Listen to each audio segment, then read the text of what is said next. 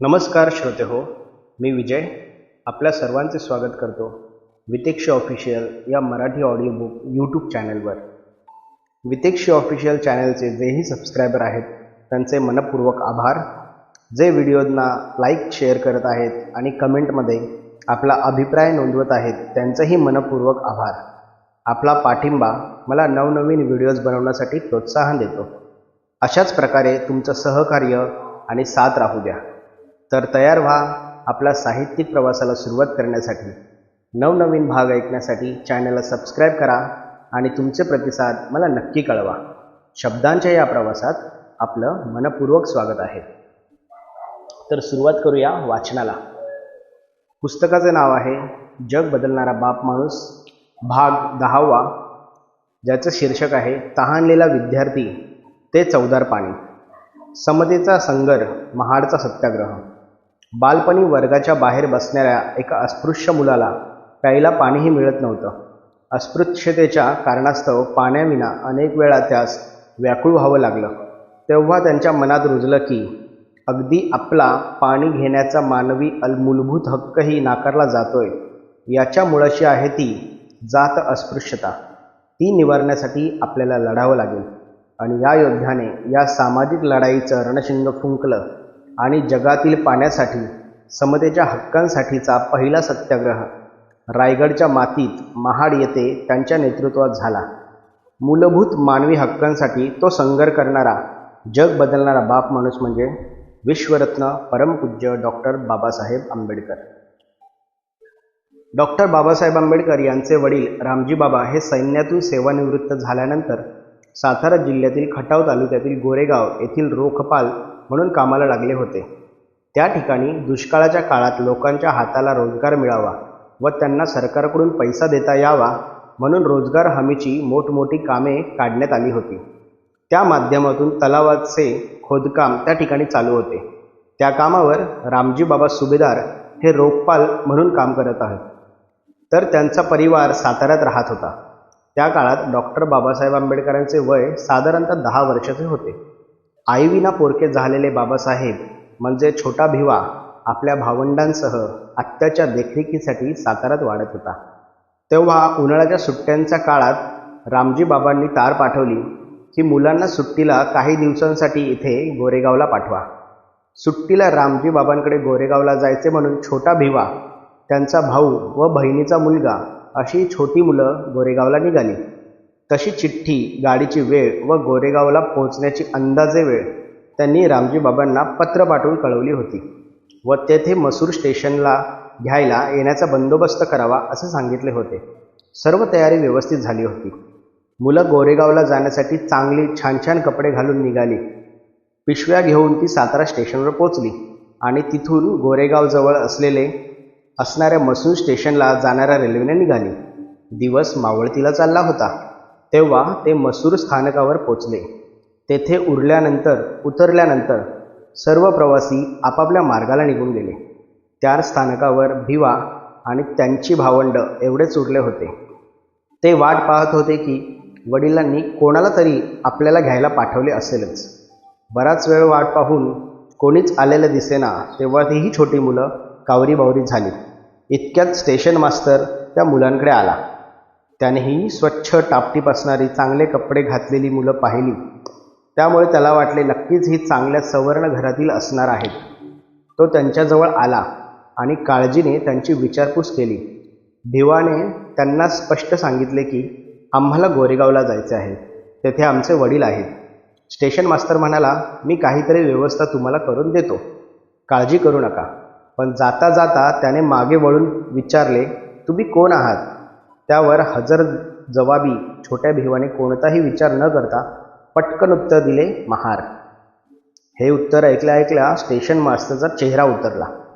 त्याची बोलायची पद्धत बदलली. तुसडेपणाने तो या मुलांकडे पाहू लागला आणि दूर होत असलेल्या आपल्या केबिनकडे निघून गेला. भिवा आणि त्यांची भावंड आता जास्तच काळजीत पडली होती. दिवस मावळत चाललेला, घ्यायला कोणीच आलेलं नव्हतं. आता अंधार पडल्यावर पुढे काय करायचं ही चिंता त्यांच्या चेहऱ्यावर दिसू लागली. बराच वेळ गेल्यानंतर तो स्टेशन मास्तर पुन्हा या मुलांकडे आला. लांबच उभा राहिला. काय रे, आलं का कोणी तुम्हाला न्यायला? आता काय करणार आहात तुम्ही, असे त्याने प्रश्न विचारले. मुलं आता घाबरलेली होती. नाही अशी मान हलवत आता आम्हाला कोणी बैलगाडीवाला गोरेगावला नेऊन सोडेल का, असे भिवाने स्टेशन मास्तरला विचारले. तोवर स्टेशनवर उभी असणारी ही पोरं अस्पृश्य महार आहेत ही बातमी स्टेशन बाहेर उभ्या असलेल्या बैलगाडीवाल्यांपर्यंत केव्हाच पोचलेली होती. तुम्ही त्यांच्या बैलगाडीत बसले तर बैलगाडी बाटेल म्हणून कोणताही बैलगाडीवाला तुम्हाला न्यायला तयार होणार नाही, असे स्टेशन मास्तर बोलला. त्यानंतर भिवा म्हणाला, आम्ही गाडी भाड्यापेक्षा दुप्पट पैसे देऊ, त्यावर बघू कोण तयार होतं का, असे बोलून स्टेशन मास्तर निघून गेला. नंतर थोड्या वेळाने स्टेशन मास्तर आला व दुप्पट भाडे आणि बैलगाडी तुम्हीच हाकायची, तुमचा स्पर्श होऊ नये म्हणून गाडीवान गाडीच्या मागे चालेल, अशी अट टाकून एका बैलगाडीवाल्याला तुम्हाला न्यायला तयार केले आहे, असं त्याने सांगितले. कोणीतरी बैलगाडीवाला शेवटी आपल्याला न्यायला तयार झाला या गोष्टीचा आधार वाटला आणि ही भावंड आनंदाने बैलगाडीत जाऊन बसली. बैलगाडीचा कासरा मुलांच्या हातात देऊन गाडीवर मागून चालायला लागला. या छोट्या मुलांना बैलगाडी चालवण्याचा कोणताच अनुभव नव्हता, परंतु अस्पृश्यतेने आज अचानक गाडीचा कासरा त्यांच्या हातात दिला होता. आता सूर्य अस्ताला चालला होता. गाव वस्तीतून आता गाडी बरीच दूर गेली होती. रात्रीच्या जेवणाची वेळ झाली होती. या सर्व भावंडांच्या पोटात कावळे ओरडत होते. खूप कडाडून भूक लागली होती. घरातून आत्याने व शेजारच्या मावशांनी बायांनी मुलांना वाटेत खायला शिधा बांधून दिला होता. खायला तर चांगलं होतं, पण घरातून निघाल्यापासून त्यांना कुठेही प्यायला पाणी मिळालं नव्हतं. सर्वांच्या घशाला कोरड पडली होती, त्यामुळे खायला असूनही खाता येत नव्हतं. गाडीवानाने गाडी एका ओढ्याजवळ थांबवली आणि ठरलेल्या पैशातील काही पैसे मुलांकडून मागून घेऊन तो जवळच्या गावात जेवणासाठी गेला. मुलं ओढ्याजवळ त्या अंधारात पाणी मिळते का हे पाहत होते, पण त्या ठिकाणी गावातील गाई म्हशी फिरून गेलेल्या होत्या आणि सगळीकडे शेणाचा दुर्गंध पसरलेला होता. उन्हाळ्याचे दिवस सुरू असल्याने ओढा पूर्ण आटलेला होता. तेथील एका खड्ड्यात पाणी आहे असे दिसले, परंतु त्या खड्ड्यात शेणमाती पडल्यामुळे तो खड्डा शेणामातीने अर्धा भरलेला होता व त्यात थोडे पाणी होते. त्या पाण्याची प्रचंड दुर्गंधी सुटली होती, त्यामुळे मुलांनी ते पाणी पिणे टाळले. पोटात भुकेचा आगडोंब उसळलेला होता, परंतु प्यायला पाणी नसल्याने त्यांनी ते भाकरीचं गाठोडं पुन्हा तसंच बांधलं. बराच वेळानंतर गावात जेवायला गेलेला गाडीवान माघारी आला. मुलांनी पाणी नाही हे त्यांना हकीकत सांगितली, परंतु काही न बोलता चला पुढे बघू असं म्हणत ते सर्वजण निघाले. आता रात्र वाढत चालली होती. गाडीवान मागे चालत होता. मुले गाडीत बसली होती आणि चालता चालता अचानक गाडीवान उडी मारून गाडीत चढला आणि त्याने कासरा हाती घेतला. भीमराव आणि मुलांना कळेना की इतका वेळ अस्पृश्यतेच्या नावाखाली चालत आलेला गाडीवान आता गाडीत कसा काय चढला. परंतु आता इथे कोणीही पाहणारं नव्हतं आणि गाडीवान चालून दमला होता, त्यामुळे तो गाडीत चढला, पण त्याबद्दल कोणीच काही बोललं नाही. मुलं चिडीचूप बसली होती. त्यांना आता मनातून भीती वाटायला लागली होती. ती गाडीवानाला पुन्हा पुन्हा विचारत होती, कोरेगाव अजून किती लांब आहे, कधी येईल. दूर अंतरावर त्यांना कंदीलचा उजेड दिसायला लागला. तेव्हा त्यांना थोडं बरं वाटलं, दिलासा वाटला. गाडीवान म्हणाला, ती जी चिमणी दिसते ना, तिचे जकात नाका आहे, तिथं जाऊन आपण आता मुक्काम करू व सकाळी सकाळी लवकर निघू. उजेड दिसल्याने मुलांनाही बरं वाटलं होतं, नाहीतर रात्रीच्या अंधारात त्यांनाही भीती वाटायला लागली होती. त्यामुळे या गोष्टीला त्यांनी होकार दिला. त्यांना दुसरीही अशी आशा वाटत होती की जकात नाक्यावरती तरी आपल्याला प्यायला पाणी मिळेल. आपली कित्येक तासांपासून लागलेली तहान भागेल. तास 2 तासांच्या प्रवासानंतर गाडी त्या कंदीलच्या उजेडाजवळ पोहोचली. तेव्हा गाडीवानाने गाडी सोडली. मुले गाडीतून खाली उतरली. त्यांनी गाडीवानाला विचारले, इथे प्यायला पाणी मिळेल का. गाडीवान म्हणाला, इथला जकात मास्तर तर हिंदू आहे, तो तुम्हाला पाणी देईल असे वाटत नाही, पण त्याला तुम्ही मुस्लिम आहात असं सांगून पाणी मागा. भीमराव त्या रात्रीच्या अंधारात जकात मास्तरांपर्यंत गेला आणि त्यास पाणी मिळेल का, खूप तहान लागली आहे अशी विनवणी केली. तेव्हा त्या जकात मास्तरांनी नाव विचारून तुम्ही कोण असा सवाल केला. त्यावर भीमरावांनी उर्दू भाषेत उत्तर देत आम्ही मुसलमान आहे असे सांगितले. परंतु त्या जकात मास्तरांनी तुमच्यासाठी इथं कोणी पाणी ठेवले असे विचारत त्या समोरच्या डोंगरावर पाणी आहे, तिथे जाऊन पाणी आणा असा सल्ला दिला. रात्र वाढत चाललेली. तहानेने व्याकुळ झालेले भीमराव आणि त्यांची भावंड, पोटात अन्नाचा कण नाही, भुकेचा आगडोंब उसळलेला. प्यायला पाणी नसलं तरी ते पाणी त्यांच्या डोळ्यातून तरळत होतं. इतक्या रात्री त्या डोंगरावर जाऊन पाणी शोधण्याचे त्राण आता त्यांच्या कोणातच उरलेले नव्हते. ही छोटी छोटी मुलं पाण्याविना कसं झोपण्याचा प्रयत्न करायला लागली. तेवढ्यात मोठा भाऊ म्हणाला, आपल्या पिशव्यांमध्ये सामान आहे, कपडे आहेत, ते रात्री चोरी होऊ शकतात, त्यामुळे आपण दोघेजण झोपूया आणि एकाने जागूया. असं 2-2 तास करत रात्र काढली. रात्रभर पाण्याविना तहानलेले भावंड तडफडत होती. भीमरावांच्या घशाला कोरड पडून भीमरावांच्या मेंदूत विचारांचं वादळ उठलं होतं. पहाट झाली. दिवस उगवल्यानंतर पुन्हा प्रवासाला सुरुवात झाली. 3 तासांच्या प्रवासानंतर बैलगाडी रामजी बाबांच्या वस्तीपर्यंत पोहोचली. रामजी बाबा समोरच दिसताच मुलांनी बैलगाडीतून उड्या टाकल्या आणि रामजी बाबांना जाऊन मिठ्या मारल्या. तहानेने व्याकुळ झालेली लेकरं पाणी पाणी करत होती. रामजी बाबांनी लेकरांना पाणी दिलं. भीमरावां आणि भावंड पाणी पित होते. ते पाणी त्यांच्या घशातून खाली उतरत होतं आणि डोळ्यातूनही पाणी वाहत होतं. ही घटना कोणा कादंबरीकाराने किंवा त्रयस्थ चित्रकाराने लिहिलेली नाही आहे, तर ही घटना स्वतः डॉक्टर बाबासाहेब आंबेडकर यांनी आपल्या वेटिंग फॉर विजा या आत्मचरित्रात लिहिलेली आहे. पुढे बाबासाहेब लिहितात, या घटनेचा माझ्या मनावर खूप खोलवर परिणाम झाला. या घटनेच्या आधी शिवाशिव, भेदभाव, अपमान हे माझ्या वाट्याला आलं नव्हतं. असं नाही तर अगदी शाळेतसुद्धा इतर विद्यार्थ्यांपासून मला वेगळं बसावं लागायचं. बसण्यासाठी जे गोंडपाट असायचं ते माझं मला घरून घेऊन यावं लागायचं आणि पुन्हा दप्तरात ठेवून आणावं लागायचं. माझ्या त्या गोंडपाटाला शिपाई हात लावायचा नाही. एवढंच नाही तर शाळेतसुद्धा पाणी पिण्यासाठी स्वतःच्या हाताने पाणी घेता यायचं नाही. कितीही तहान लागलेली असली तरी जेव्हा शिपाई येईल तेव्हाच पाणी मिळेल. मी हे रोज अनुभवत होतो. पुढे बाबासाहेब म्हणतात, पण ह्या घटनेने माझ्या मनाला खूप मोठा धक्का बसला. अस्पृश्यतेचे हे भयानक वास्तव माझ्या मनातून आणि डोक्यातून जातच नव्हतं. त्या दिवसापासून अस्पृश्यतेबद्दल मी विचार करायला लागलो. त्याआधी या सर्व गोष्टी मला सामान्य वाटत होत्या, परंतु या घटनेनंतर त्या वयातही मी खूप गांभीर्याने विचार करत होतो. त्या वयातही बालभिवाच्या मनावर हा विचार यायला लागला की प्रश्न फक्त पाण्याचा नाही आहे, तर प्रश्न आहे हक्काचा. जे पाणी निसर्गातून सर्वांना मुबलक प्रमाणात होतं, ते पाणी अस्पृश्यतेच्या नावाखाली आपल्याला दिले जात नाही. हा विचार भीमरावांच्या मनात यायला लागला आणि याचीच परिणती पुढे 20 मार्च 1927 या दिवशी जगाच्या इतिहासातील पाण्यासाठी झालेला सत्याग्रह म्हणजे महाडचा 14 तऱ्याचा सत्याग्रह ह्यात झालेले दिसते. ऑगस्ट 1923 सालीच मुंबई विधिमंडळाने सार्वजनिक ठिकाणी सर्वांसाठी खुले असतील असा कायदा पारित केला. त्यानंतर 1924 साली महाड महानगरपालिकेनेही या कायद्याची अंमलबजावणी करण्याचा निर्णय पारित केला होता, परंतु त्याची प्रत्यक्षात अंमलबजावणी केली जात नव्हती.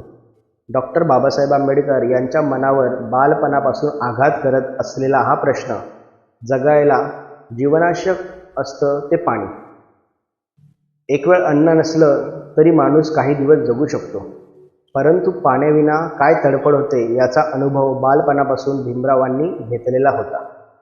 आपल्याला पाण्यासाठी संघर्ष करावा लागेल, कारण पाणी न देऊन आपल्या समतेचा हक्क डावलला जातोय हे त्यांच्या मनात रुजलेलं होतं. म्हणून या सामाजिक लढ्याची सुरुवात जीवनावश्यक असणाऱ्या व निसर्गाने उपलब्ध करून दिलेल्या पाण्यापासूनच करायची हे डॉक्टर बाबासाहेब आंबेडकरांनी ठरवलं आणि त्यांनी सामाजिक लढाईचं रणशिंग फुंकलं. महाडचे 14 तळे अस्पृश्यांसाठी खुले व्हावे ही डॉक्टर बाबासाहेब आंबेडकरांच्या पहिल्या मोठ्या सामाजिक आंदोलनाची घोषणा होती. डॉक्टर बाबासाहेब आंबेडकरांचे मूळ गाव आंबवडे हे कोकणातील व याच कोकणच्या भूमीमध्ये बाबासाहेबांनी सामाजिक क्रांतीचं रणशिंग फुंकलं. छत्रपती शिवाजी महाराजांनी निर्मिलेल्या स्वराज्याची राजधानी ही कोकणातील रायगडच आणि त्याच रायगड जिल्ह्यात असणाऱ्या महाड येथील चवदार तळ्यापासून नव्या सामाजिक क्रांतीच्या लढाईला खऱ्या अर्थाने सुरुवात झाली. बाबासाहेबांनी ही लढाई उभी करत असताना महाड येथील अनेक समविचारी पुरोगामी सामाजिक कार्यकर्त्यांनाही सोबत घेतले. त्यामध्ये महाड महानगरपालिकेचे अनंत विनायक चित्रे, सुरेंद्रनाथ टिपणीस, गंगाधर नीळकंठ सहस्त्रबुद्धे आदी लोक होते. महाड येथे जाहीर सभा आयोजित करायची व त्यानंतर समूहाने चवदार तळ्यावर जाऊन प्रत्यक्ष पाणी प्राशन करायचे असा कार्यक्रम ठरलेला होता. बाबासाहेबांच्या आव्हानानंतर हजारो अस्पृश्य बांधव या सत्याग्रहासाठी महाडला निघाले. विशेष गोष्ट या ठिकाणी सांगावीशी वाटते की या सत्याग्रहास येणाऱ्या मंडळींना आवर्जून विनंती करण्यात आली होती की प्रत्येकाने येताना आपल्यासोबत ताट, तांब्या, कांबळी व 3 दिवस पुरेल इतकी भोजनाची सामग्री आपापली घेऊन यावी. सत्याग्रह कमिटी भोजनाची व्यवस्था करणारच होती, परंतु तरीही प्रत्येकाने आपापली तयारी ठेवावी. तसेच ज्यांना मुंबईवरून बाबासाहेबांसह आगगाडीने यायचे असेल त्यांनी आपल्या तिकिटाचे 5 रुपये बहिष्कृत हितकारणी सभेच्या कार्यालयात जमा करावेत. या सत्याग्रहामध्ये सहभागी होणाऱ्या प्रत्येकाच्या छातीवर बहिष्कृत हितकारणी सभेच्या नावाचे फलक लावण्यात आलेले असावेत, म्हणजेच बिल्ला लावलेला असावा. तो बिल्ला ज्यांना हवा आहे त्यांनी त्या बिल्ल्याचे प्रत्येकी 2 रुपये जमा करावे असे आवाहन करणारे पत्र सत्याग्रह कमिटीचे सेक्रेटरी सीताराम नामदेव शिवतरकर यांनी काढले होते. या पत्रकामधून एक गोष्ट लक्षात येते ती म्हणजे महाडचा सत्याग्रह म्हणजे त्यामध्ये सहभागी झालेले हजारो अस्पृश्य बंधू आणि भगिनी हे किती उत्स्फूर्तपणे या सत्याग्रहामध्ये सहभागी झालेले होते.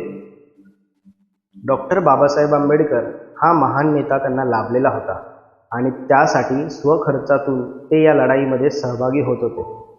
आज एखाद्या विजयी सभेलाही लोक पैसे देऊन आणावे लागतात, परंतु डॉक्टर बाबासाहेब आंबेडकर हे समतेची लढाई उभी करत होते. ही स्वातंत्र्याची लढाई होती, हक्काची लढाई होती. या हक्काच्या लढाईला येतानाही लोक स्वखर्च करून यायला आणि आपलं स्वतःचं जेवण स्वतः घेऊन यायला तयार झाले होते. तसे 5,000हून अधिक लोक या सत्याग्रहासाठी महाडच्या भूमीवर दाखल झाले होते. महाडच्या या सत्याग्रहासाठी कोणीच जागा द्यायला तयार नव्हते. ज्यांचा या सत्याग्रहाला विरोध होता अशा सनातन्यांनी आंबेडकरांच्या या सत्याग्रहाला कोणीही जागा देऊ नये याची नीट व्यवस्था केलेली होती. परंतु फतेह खान या मुस्लिम बांधवाने आपली जागा या सत्याग्रहासाठी उपलब्ध करून दिली. नगराध्यक्ष सुरेंद्रनाथ टिपणीस हे या सत्याग्रहाच्या कुलाबा बहिष्कृत परिषदेचे निमंत्रक होते. महाडच्या या सत्याग्रहासाठी आलेल्या हजारो लोकांना पिण्यासाठी पाणी कुठे मिळणार हा प्रश्न होता. तेव्हा या 1000 लोकांना पिण्यासाठी एका उच्च जातीय व्यक्तीकडूनच 40 रुपयाला पाणी विकत घेण्यात आले होते. ही गोष्ट विशेष आहे. जसं बैलगाडीवाला गाडीवान अस्पृश्यांना स्पर्श होईल, विटाळ होईल म्हणून गाडीत घेत नव्हता, परंतु दुप्पट गाडी भाडे दिल्याने मात्र गाडीत बसवतो. लोकवस्तीतून जाताना तो अस्पृश्य पोरांसोबत गाडीत बसत नाही, परंतु अंधाऱ्या वाटेत लोकवस्ती नसलेल्या ठिकाणी मात्र तो अस्पृश्य मुलांसोबत गाडीत बसतो. हा विचार करण्यासारखा गोष्टी आहेत.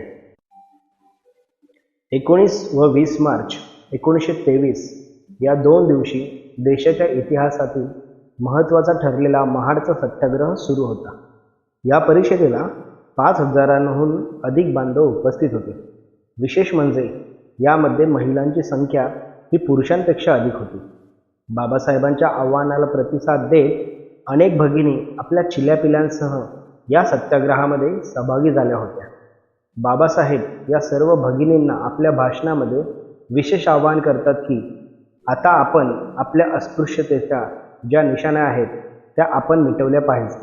जसे की पुरुषांनी हातात काठी घेऊन फिरणे, स्त्रियांनी गुडघ्यांपर्यंत लुगडं गुंडाळणे हे आता थांबवलं पाहिजे. आया बहिणींनो, आता तुम्हीही इतर उच्चवर्णीय स्त्रियांप्रमाणे टाचेपर्यंत पायघोळ असणारे लुगडं नेसा. मुलाबाळांना स्वच्छ ठेवा, त्यांना चांगली कपडे घाला, त्यांना शिकवा, हे सामाजिक सुधारणांचे आवाहन बाबासाहेब करतात. या ठिकाणी आम्ही ही गोष्ट आवर्जून लक्षात घेतली पाहिजे की ज्या काळात स्त्री घरातून बाहेर निघत नव्हती असं सांगितलं जातं, ज्या काळात स्त्रियांना सामाजिक चळवळीचंही भान नव्हतं, कारण गावगाड्यातील स्त्री शिकलेली नव्हती, चूल आणि मूल यांच्या पलीकडे त्यांचे विश्व कधीही गेलेले नव्हते, त्या काळात बाबासाहेब सामाजिक चळवळीच्या आंदोलनासाठी हजारो स्त्रियांना एकत्रित आणतात. उत्स्फूर्तपणे त्या महिला भगिनी या आंदोलनात सहभागी होतात.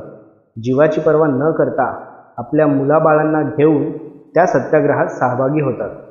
स्त्रियांना सामाजिक चळवळीमध्ये सहभागी करून घेण्याचे मोठं कार्य एक प्रकारे डॉक्टर बाबासाहेब आंबेडकर या ठिकाणी करताना दिसून येतात. नव्हे तर स्त्रियांना सामाजिक राजकीय चळवळीमध्ये आणून खऱ्या अर्थाने त्यांच्या उत्कर्षाची सुरुवात, महिला सबलीकरणाची सुरुवात या महाडच्या सत्याग्रहातून झालेली दिसते. पुढे बाबासाहेब आपल्या भाषणामध्ये जे मांडतात ते खऱ्या अर्थानं या देशाच्या नव्हे तर जगाच्या सामाजिक चळवळीला नवे वळण देणारे भाषण आहे.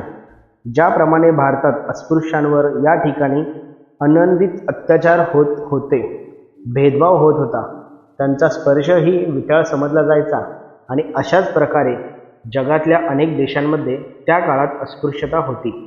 बाबासाहेबांनी ती पाहिली होती, अभ्यासली होती आणि त्याच समकालात बाबासाहेब या अस्पृश्य विरोधात रणशिंग फुंकतात.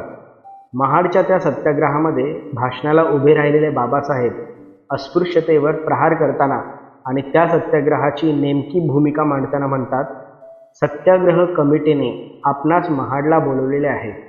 ते महाडच्या चवदार तळ्याचे पाणी पिण्याकरता बोलवले आहे असा आपला समज होऊ देऊ नका. चवदार तळ्याचे पाणी प्यायल्याने तुम्ही आम्ही अमर होऊ अशातला काही भाग नाही. आजपर्यंत चवदार तळ्याचे पाणी पिलो नव्हतो तरी तुम्ही आम्ही काही मेलो नव्हतो. चवदार तळ्यावर जाण्याचे ते केवळ त्या तळ्याचे पाणी पिण्याकरता नाही, इतरांप्रमाणे आपणही माणसे आहोत हे सिद्ध करण्याकरताच या तळ्यावर आपल्याला जायचे आहे. बाबासाहेबांचे हे शब्द म्हणजे 19व्या शतकातील नव्या समतेच्या क्रांतीचा आगाज आहे. नव्या समतेच्या क्रांतीसाठी केलेला एल्गार आहे. मानवी हक्कांसाठी उभा केलेला संघर्ष आहे. हा केवळ पाण्यासाठीचा संघर्ष नाही तर निसर्गाने दिलेल्या प्रत्येकाला प्रत्येक गोष्ट मिळवता येणे हा त्यांचा मूलभूत हक्क आहे आणि तो प्रत्येकाचा मूलभूत हक्क शाबूत ठेवण्यासाठी केलेला लढा आहे, हे बाबासाहेबांच्या या भाषणातून लक्षात येते. या भाषणात पुढे बोलताना बाबासाहेब म्हणतात की महाडचे स्पृश्य लोक खूप समजूतदार आहेत. त्यांनी इतर कोणत्याही धर्माच्या लोकांना पाणी पिण्यास अटकाव केलेला नाही. अगदी मुसलमान व इतर परधर्मीय लोकसुद्धा चवदार तळ्याचे पाणी स्वतः भरून घरी नेऊ शकतात. तसेच मानव योनीमध्ये मानव योनीपेक्षाही कमी मानल्या गेलेल्या पशुपक्ष्यांना, जनावरांना आणि जीवजंतूंना सुद्धा तळ्यावर येऊन पाणी पिण्यास, तळ्यावर फिरण्यास, तळ्यात डुंबण्यास कोणीही हरकत करत नाही. एवढेच नव्हे तर अस्पृश्यांनीच पाळलेल्या जनावरांना सुद्धा या तळ्यावर येण्यास बिनधास्तपणे पाणी पिऊन दिलं जातं. आपले हे स्पृश्य हिंदू लोक दयेचे माहेरघर आहेत. ते कधीच कोणाचा छळ करत नाहीत, हिंसा करत नाहीत. या धर्मात साधू संतांची, याचकांची झालेली बेसुमार वाढ हे त्यांच्या दातृत्वाची जागती ज्योत आहे. पण असा हा वारसा असणारे स्पृश्य लोक आपल्या धर्मातील काही लोकांना त्याचा चवदार तळ्यातील पाणी पिण्यास का बंदी करतात? हा प्रश्न मनात उद्भवल्याखेरीज राहणार नाही.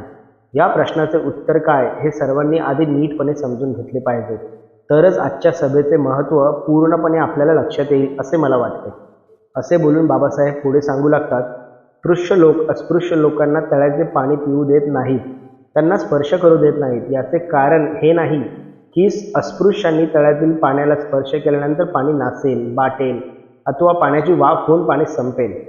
तर अस्पृश्यांना ते पाण्याला स्पर्श करू देत नाहीत याचे कारण आहे की शास्त्रांनी असमान ठरवलेल्या जातींना आपल्या तळ्यातील पाणी भरू देण्याची व त्या जाती आपल्या समान आहेत असे मान्य करण्याची त्यांची इच्छा नाही, म्हणून हा प्रश्न उभा राहिलेला आहे. या भाषणात यापुढेही बाबासाहेब समतेचा विचार मांडताना म्हणतात, रोटीबंदी आणि लोटीबंदी उठली म्हणजे समता प्रस्थापित झाले असे नाही. जोपर्यंत बेटीबंदीचा बांध फुटणार नाही तोपर्यंत अस्पृश्यता संपणार नाही. त्यासाठी बेटीबंदी संपली पाहिजे. बेटीबंदीत अस्पृश्यतेचे मूळ आहे हे आपण ओळखले पाहिजे. एकत्र बसून जेवण करणे ही वरवरची मलमपट्टी आहे. तर जेव्हा खऱ्या अर्थाने बेटीबंदी उठेल तेव्हा अस्पृश्यता समूळ नष्ट होण्याचा मार्ग खुला झालेला असेल. त्यामुळे आमचा आजचा हा सत्याग्रहाचा मारा, समतेसाठीचा मारा हा बेटीबंदीपर्यंत भिडवला पाहिजे. त्याशिवाय अस्पृश्यता मुळासकट उपटली जाणार नाही. महाडच्या 14 तळ्याचा संग्राम म्हणजे आम्हाला वाटतं की बाबासाहेबांनी त्या ठिकाणी फक्त पाण्यासाठी केलेले भाषण असेल. पाणी मिळावे म्हणून मुद्दे मांडले असतील. पण बाबासाहेबांच्या त्या सत्याग्रहाच्या भाषणामध्ये बाबासाहेबांनी तर थेट इथल्या अस्पृश्यतेवर प्रहार केलेला आहे. इथल्या असमतेवर, इथल्या शिवाशिवीवर आणि वरवरचेपणावर होत असलेल्या जात निर्मूलनावर बाबासाहेबांनी प्रहार केलेला आहे. काही लोक नुसती मलमपट्टी करत आहेत. आम्ही अस्पृश्यांबरोबर आहोत, अस्पृश्यांसोबत भोजनावळी करून आणि त्यांच्या घरी मुक्काम करून दिखावा करत आहे. परंतु बाबासाहेब म्हणतात, अस्पृश्यतेच्या मुळावर घाव घालायचा असेल तर जेव्हा बेटीबंदी उठेल आणि सोयरीक चालू होतील तेव्हा खऱ्या अर्थाने अस्पृश्यतेला छेद दिला जाईल. ही भूमिका बाबासाहेब महाडच्या भूमीमध्ये मांडतात. जर ही फक्त पाण्याची लढाई असती तर तिथे हे मुद्दे बाबासाहेबांनी घेतले नसते. हे आपण लक्षात घेतलं पाहिजे. बाबासाहेबांच्या या भाषणानंतर उत्स्फूर्तपणे सारा समाव उठून उभा राहिला. शिवाजी महाराज की जय, डॉक्टर बाबासाहेब आंबेडकरांचा विजय असो, अशा घोषणा कित्येक वेळ होत राहिल्या. घोषणा देत हा सगळा जमाव हजारोंच्या संख्येने बाबासाहेबांच्या मागे चालत महाडच्या 14 तळ्याच्या दिशेने निघाला. महामानव आणि सामाजिक क्रांतीचे अग्रणी डॉक्टर बाबासाहेब आंबेडकर यांचे एक एक पाऊल 14 तळ्याच्या दिशेने पडत होतं आणि पाठीमागून हजारो अनुयायी त्यांच्या पावलावर पाऊल टाकत निघाले होते. खऱ्या अर्थाने ही पावलं चालली होती मानवतेच्या दिशेने. हा लढा चालला होता समतेच्या दिशेने. हा लढा, हा मोर्चा, ही पावलं केवळ पाणी पिण्यासाठी निघालेली नव्हती, तरी पावलं या जगाच्या इतिहासातील एका नव्या क्रांतीची नोंद करण्यासाठी चालली होती. या जगाच्या इतिहासात आजवर अनेक आंदोलनं झाली असतील, परंतु पिण्याचं पाणी हक्काने मिळावं, तो आमचा मूलभूत हक्क आहे हे सांगणारं जीवनावश्यक पाण्यासाठीचं हे आंदोलन, हक्कांसाठीचं हे आंदोलन, उभं राहणाऱ्या क्रांतीसूर्याच्या मागे ही त्यांची लेकरं निघालेली होती. पुढे मुक्तिदाता चालत असताना मागे चालणाऱ्या पावलांना कोणतीच भीती वाटत नव्हती. कारण की या लढाईचं नेतृत्व करणारा महामानव हा आपला मुक्तिदाता आणि संरक्षणकर्ता आहे याची खात्री त्या प्रत्येक आया बहिणींना, लेकरांना आणि भावाला वाटत होती.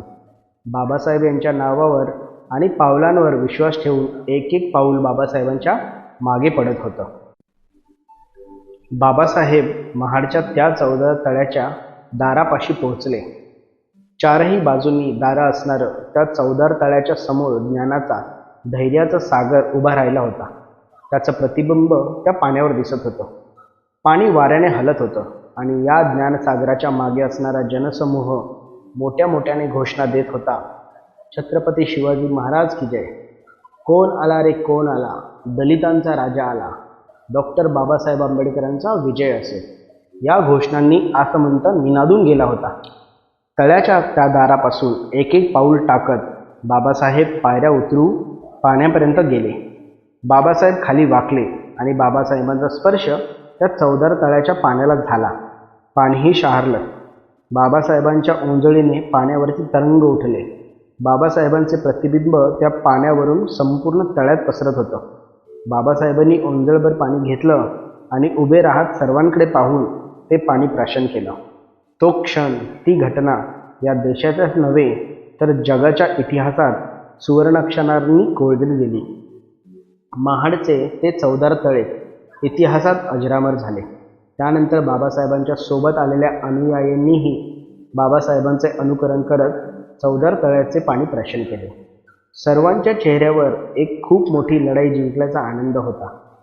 आपल्या लढाईचे नेतृत्व करणारे सरसेनापती डॉक्टर बाबासाहेब आंबेडकर जिंकल्याचा आनंद होता.